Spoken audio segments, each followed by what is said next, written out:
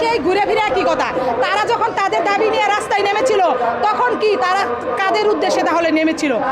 তখন তাদের যদি কেউ প্রতিহিত না করতে পারে তাহলে আমাদের শ্রমিকদের ন্যায্য দাবি নিয়ে কথা বলবো আমরা শ্রমিকরা? যদি রাস্তায় আমাদের আসতে হয় আসবো, এটা যদি কেউ প্রতিহিত করে তাহলে আমরা শ্রমিকরাও এটা জবাব দিব। আমি Rujin Akter Sumi, green Bangla garments workers federation ও ন্যাশনাল ওয়ার্কার্স ইউনিটি সেন্টারে কেন্দ্রীয় কমিটি শিক্ষা ও প্রশিক্ষণ বিষয়ক সম্পাদক, গাজীপুর জেলার সাধারণ সম্পাদক।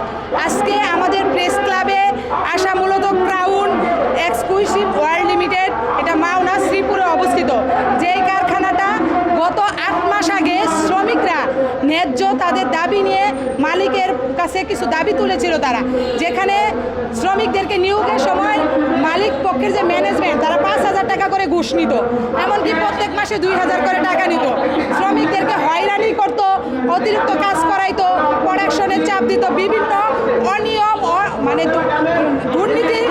যখন শ্রমিকের দেয়ালে পিঠ থেকে যায় তখন শ্রমিক মালিকের কাছে মানে